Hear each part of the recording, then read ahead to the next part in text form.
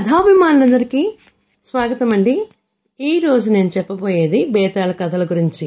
అంతకుముందు కొంత భాగం చెప్పాను కదా, తర్వాత భాగం ఇది. విద్యాసాగరుడు 4 అమ్మాయిలు వివాహం చేసుకున్నారు. వాళ్ళల్లో 4 కుమారులు పుట్టారు. ఒకళ్ళు ఏంటంటే వరుచి, 2 విక్రమార్క, 3 బట్టి, 4 భర్తృహరి అనే 4 పిల్లలు పుట్టారు. వాళ్ళంతా పెరిగి పెద్దవాళ్ళు అయ్యారు. అన్ని విద్యలు కూడా బాగా నేర్చుకున్నారు. విద్యాసాగరుడికి మామగారు ఎవరంటే చంద్రగుప్త ఆదిత్యుడు. అతను పెద్దవాడైపోయాడు. అయిపోయి ఏం చెప్పాడంటే, నా రాజ్యభారాన్ని అంతా కూడా నీకు అప్పగిప్పించేసి నేను సన్యాసంలో కలిసిపోతాను అన్నాడు. అయితే అతని అల్లుడు రాజ్యాన్ని స్వీకరించకుండా అతని కుమారుడికి అప్పగించేశాడు. వరుచి పండితుడయ్యాడు, బట్టి మంత్రి అయ్యాడు, భర్తృహరి సైన్యాధ్యక్షుడయ్యాడు. ఆయన భార్య చనిపోయింది. తర్వాత ఆమె గురించి అనేక శ్లోకాలు రచించాడు. మరి ఎప్పుడైతే విద్యాసాగరుడు విక్రమార్కకి రాజ్యాన్ని అప్పచెప్పేశాడో అతను రాజ్యాన్ని పరిపాలిస్తూ ఉన్నాడు. బట్టి అతను విక్రమాదిత్యుడికి మంత్రిగా ఉన్నాడు. ఒకానొక సమయంలో ఏం జరిగిందంటే, శాంతిశీలుడు అనే ముని విక్రమార్క ఆదిత్యుని ఇంటికి కొలువుకొచ్చేశాడు. ఆ ముని రాజుకు ఒక దానిమ్మ పండు ఇచ్చాడు, బహుకరించాడు. ఆ రాజు ఆ పండును తినలేదు. సైన్యులకు ఇచ్చి దాన్ని జాగ్రత్త పెట్టమన్నాడు. శాంతిశీలుడు మాత్రము క్రమం తప్పకుండా రాజుని దర్శించుకోవడానికి వస్తున్నాడు. వచ్చినప్పుడల్లా ప్రతిసారి ఒక దానిమ్మ పండు ఇస్తున్నాడు. అయితే రాజు మాత్రం ఎప్పుడూ ఆ పండును తినలేదు. ఇచ్చిన చోటనే ఆ పండును రాజు వదిలేయడం, సైనికులు దాన్ని దాచిపెట్టడమో మొదలైంది. ఒకరోజు శాంతిశీలుడు ఎప్పట్లాగే ఆస్థానానికి వచ్చి పండు ఇచ్చి వెళ్ళిపోయాడు. రాజు ఆ పండుని తన కొడుక్కి ఇచ్చాడు. అతను ఆ పండును తినడానికి ప్రయత్నిస్తుండగా అందులోంచి కొన్ని వజ్రాలు కింద పడ్డాయి. అది చూసిన రాజు ఆశ్చర్యపడి సైనికుల్ని భద్రపరిచిన పండ్లన్నీ కూడా తీసుకురమ్మని చెప్పాడు. అవి తెచ్చిన తర్వాత వాటిని పగలగొట్టాడు. అన్నిటి నుంచి వజ్రాలే బయటకొచ్చాయి. రాజుతో సహా అందరూ ఆశ్చర్యపోయారు. దానిమ్మ పళ్ళల్లో వజ్రం రావడం ఏమిటి? పిల్లలు చూసారా, మరి దానిమ్మ పండును పగలగొడితేనట దానిమ్మ గింజలు రాలేదు, వజ్రాలు బయటకొచ్చినాయి. అందుకని విక్రమార్కుడు అందరూ కూడా ఆశ్చర్యపోయారు. రెండో రోజు కూడా శాంతిశీలుడు ఆస్థానానికి వచ్చి మళ్ళీ పండ్లను బహుకరించాడు. అప్పుడు విక్రమార్కుడు, శాంతిశీల, ప్రతిరోజు నువ్వు ఈ పండును నాకు బహుకరిస్తున్నావు, ఇందుకు ఏదైనా ప్రత్యేకమైన కారణం ఏమైనా ఉందా? నీకు ఏమైనా సహాయం కావాలా? నా నుంచి సహాయం కావాల్సి వస్తే నేను తప్పకుండా నీకు చేసి పెడతాను అని అన్నాడు. అందుకు శాంతిశీలుడు, రాజా, నేను ఒక యజ్ఞాన్ని చేస్తున్నాను, దాన్ని శ్మశానంలో చేయాలి. ద్వాదశి రోజున అర్ధరాత్రి నేనందుకు ముహూర్తం పెట్టుకున్నాను. మీరు ఒంటరిగా వచ్చి యజ్ఞ నిర్వహణలో నాకు సహాయం చేయాలి అన్నాడు. విక్రమార్కుడు అందుకు అంగీకరించాడు. మాట ప్రకారం విక్రమార్కుడు ద్వాదశి నాడు శ్మశానానికి వెళ్ళాడు. తన చేతిలో ఒక కత్తిని పుచ్చుకొని మాట ప్రకారమే అక్కడికి వెళ్ళిపోయాడు. శాంతిశీలుడు ముందు నిలబడ్డాడు. ముని యజ్ఞ నిర్వహణలో తలపైకెత్తి రాజువైపు చూసి, విక్రమా, నువ్వు సరైన సమయానికే వచ్చావు. ఇక్కడ నుంచి 2 మైళ్ళ దూరంలో ఒక మర్రి చెట్టు ఉంది. ఆ మర్రి చెట్టు మీద అనేక భూత ప్రేతాలు జీవిస్తున్నాయి. వాళ్ళ నాయకుడు బేతాళుడు. బేతాళుడు ఆ చెట్టుకు శవంలా వేలాడుతూ ఉంటాడు. నువ్వు వెళ్ళి ఆ బేతాళుని బంధించి తీసుకురా. అయితే మార్గమధ్యంలో నువ్వు అతనితో మాట్లాడకూడదు, తెలిసిందా అని ఆదేశించాడు. అందుకు విక్రమార్కుడు అంగీకరించి ఒక కాగడా పట్టుకుని చెట్టు దగ్గరికి చేరుకున్నాడు. ఆ చెట్టుకు వేలాడుతున్న బేతాళుడు కనిపించాడు. అయితే విక్రమార్కుడు ఏమాత్రం కూడా భయపడలేదు, చలించలేదు. చెట్టెక్కి శవాన్ని భుజాన్ని వేసుకున్నాడు. చెట్టు దిగి కిందకు రాగానే శవం పెద్దగా నవ్వి తిరిగి తానున్న స్థానంలోకి వెళ్ళిపోయింది. రాజు మళ్ళీ చెట్టెక్కాడు, శవాన్ని తీసుకున్నాడు, దాని గుడ్డలో చుట్టి కిందకు దిగాడు. ఆ తర్వాత శవం తన వీపుని కట్టుకున్నాడు. విక్రమార్కుడు చెట్టు దిగుతూ ఉండగానే బేతాళుడు తనకు విముక్తి లభిస్తుందేమో అనుకున్నాడు. విక్రమార్కుడు శవం వైపు నడుచుకుంటూ పోతున్నాడు. అప్పుడు బేతాళుడు అంటున్నాడు, ఓ రాజా, నీకు కథ చెప్తాను, శ్రద్ధగా వినే అన్నాడు. విక్రమార్కుడు మౌనంగా వహించాడు. బేతాళుడు కథ చెప్పడం మొదలుపెట్టాడు. ఆ కథ ఏమిటంటే పద్మావతి కథ. నది వది ఒడ్డున తంజాపురం అనే ఒక పట్టణం ఉంది. దాని ప్రతాపుడు అనే రాజు పరిపాలిస్తున్నాడు. అతని భార్య ప్రభావతి. వాళ్ళకి వజ్రముఖుడు అనే కొడుకున్నాడు.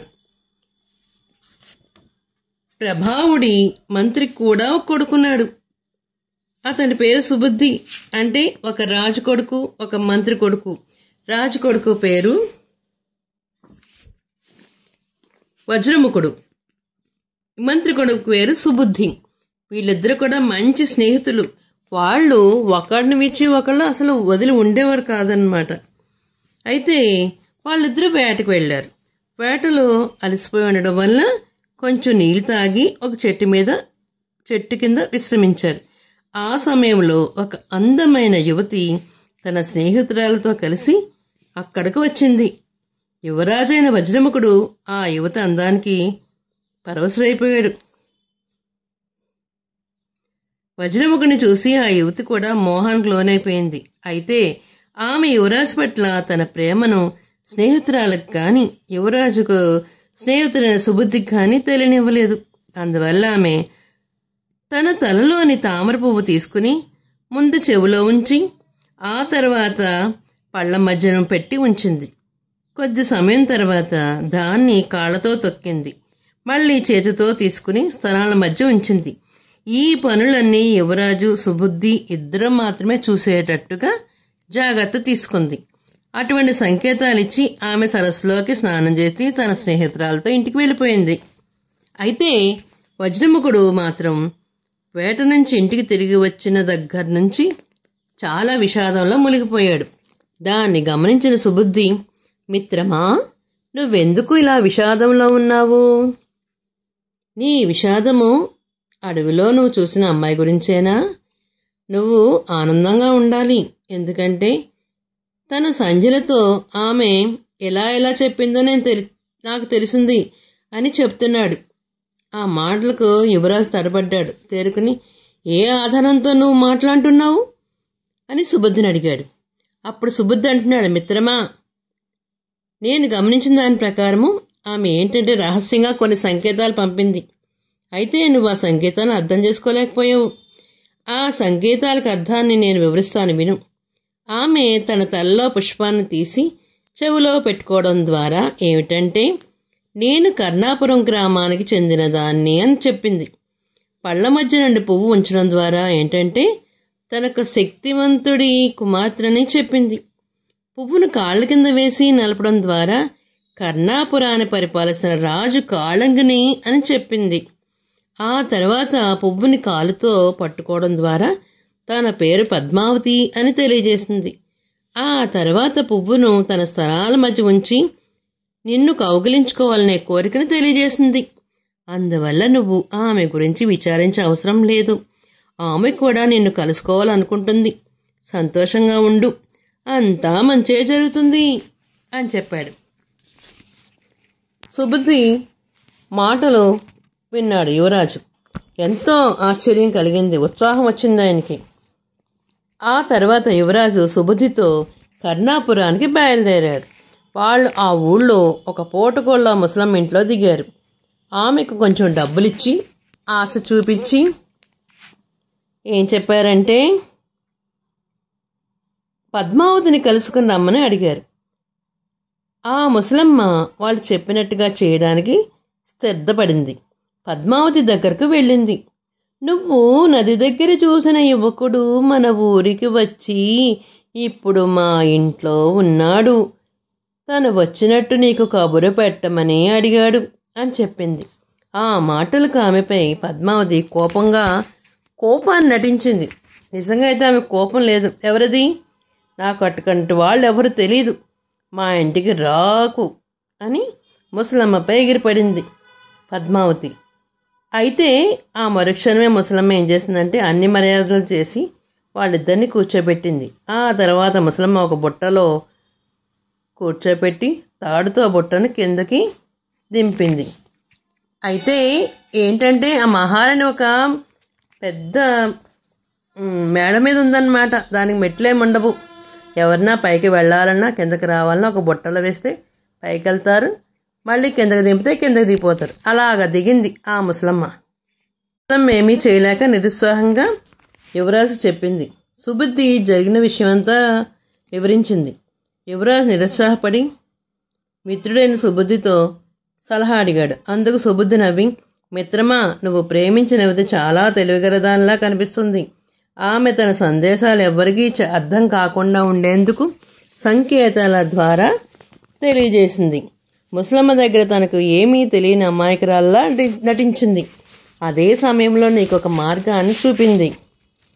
నువ్వు ఆమె ఇంటికి వెళ్ళి తాడులాగితే నేను మళ్ళీ పైకి లాగుతుందనే విషయం ముసలమ్మకు తాడుతో కిందకు దింపడం ద్వారా తెలిసింది. అందువల్ల నువ్వు ఇవాళే ఆ ప్రయత్నం చెయ్యి అన్నాడు. తన మిత్రుడు సలహా పాటించి యువరాజు బయలుదేరి తాడులాగాడు. అనుకున్నట్టుగానే ఆ యువతి యువరాజును తాడు పైకి లాగింది. మరి రాణి పైకి లాగి ఏం చేసింది, ఆ యువరాజును ఏమంది, ఇలాంటి ప్రశ్నలన్నీ తర్వాత ఎపిసోడ్లో మనం తెలుసుకుందాం. అయితే మరి తెలుగువారి దీపకాంత్కి లైక్ చేసి, షేర్ చేసి, సబ్స్క్రైబ్ చేసి కామెంట్ రూపంలో పెట్టండి మరి.